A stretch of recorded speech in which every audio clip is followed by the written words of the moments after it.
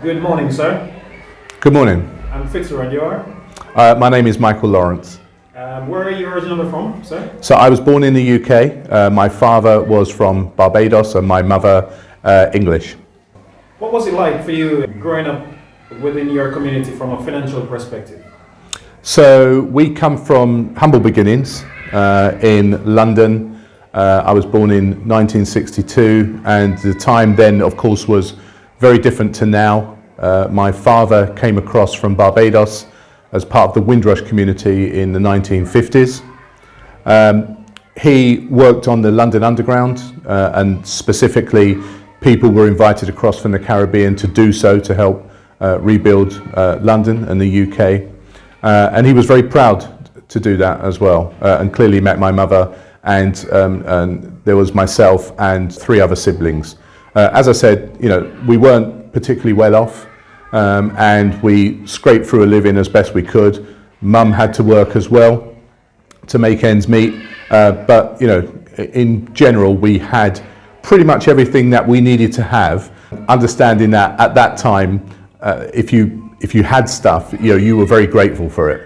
Where did the motivation came from for you to inquire about the army? Yeah, so there was a number of reasons really, so it all come together in a bit of a perfect storm. So the first one is that my 2 elder brothers had both joined the army. I was never the soldier type, I was never the type that was going to go into the army, but there was an influence there clearly because they already had. The second thing was my eldest brother was serving out in Northern Ireland and unfortunately was shot. He recovered, he's full recovery, but at the time it was a really traumatic time for me and the rest of my family. And to be honest, I really, that was part of the reason I wanted to join the army, to go to Northern Ireland and to pay back what they had done to my brother, which of course was very immature, but that was the raw feelings at the time. And I suppose the third reason was the criminality in the East London area that I was increasingly sort of pervading upon me, and I was a bit worried about getting into more and more criminal activities, which I didn't want to do. And an offer was made to me that I nearly accepted. That would have been a really huge mistake, and if I'd got caught, I would have spent many years in prison, which I ended up turning down, which was great. But the realization that I had taken a whole weekend to actually think about it, to actually contemplate whether I wanted to do this or not, was a bit of a wake-up call for me. So to get away from that environment and the other reasons I just said, the easy option, having no qualifications, I didn't even finish school, meant going into the army was a thing for me. Can you remember what careers office you went to at the time? Oh yeah, so it was in East London. It was in a place called Ilford in East London. A friend of mine, we both went into the careers office together. He was a rockabilly, and at the time he just had I remember he just had a sleeper put in his ear, because that was the thing back then.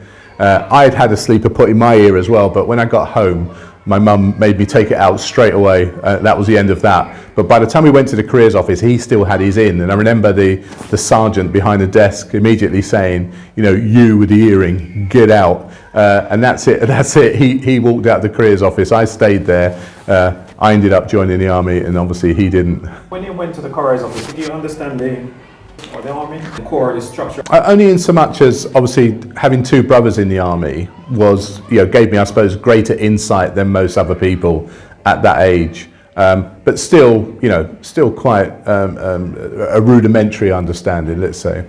And what year was that when you went to? 1979. I'm going to drag your memory. Week 1, day 1. Oh, that's really difficult. So basic training was, to be honest, pretty traumatic. So I went to Woolwich, to the depot, 17 training depot regiment in Woolwich for the Royal Artillery. We were in different troops, and within our intake, I was the only mixed race kid in there.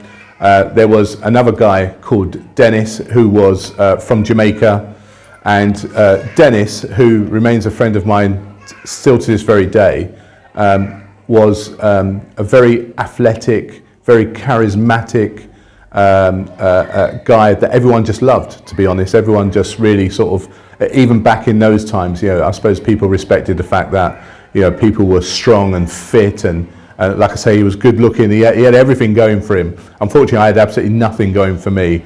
I was short for my age, I was overweight, I wore big thick rimmed glasses.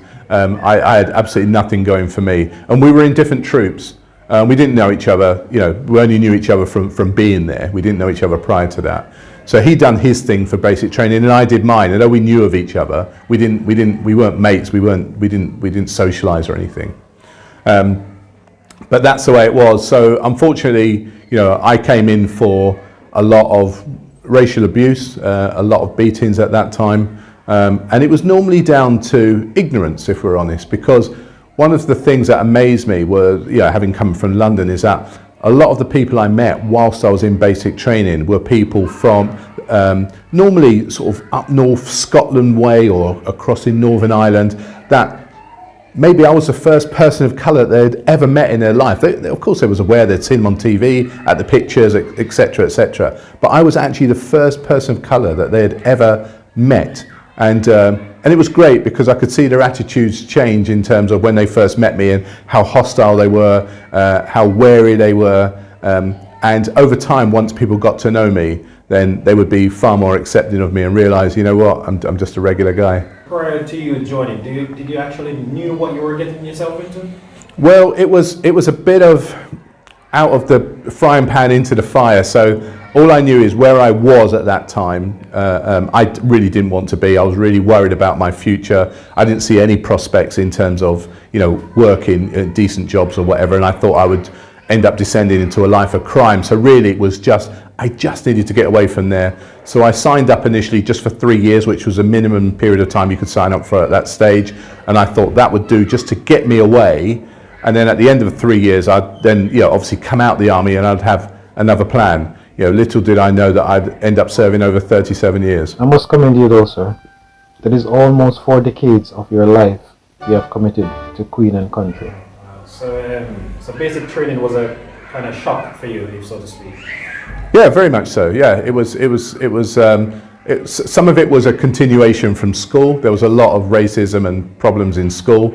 Hence why I left early. Hence why, you know, I had no qualifications. Not that I was intelligent enough to get the qualifications, but I never even had an opportunity to sit the tests, which I would have failed. I would be the first to admit that, but I never even had the opportunity to sit those tests. To a degree, it was a continuation of that, the way that, you know, people perceived people of colour.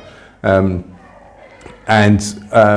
know, it will become, you know, some of the issues there will become quite traumatic, to be honest, but yeah, persevere I did.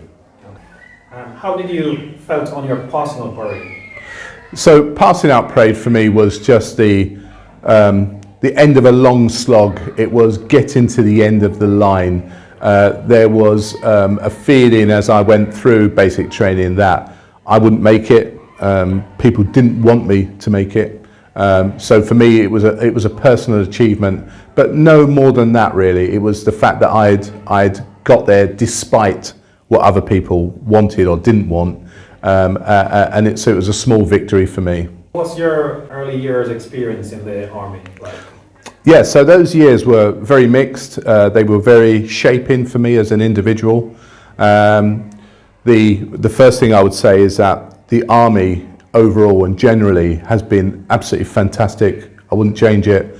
It's given me a lot. It's made me the person that I am. But there were challenges on the way. There's no doubt about that. And particularly in those earlier years, you know, I had joined the army having come from almost a completely white background. So my father had left us when I was 10 years old.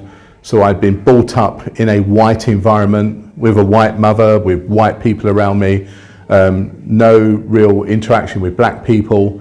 I was wary of black people, and I couldn't quite understand why I wasn't black, why I was this sort of funny brown colour.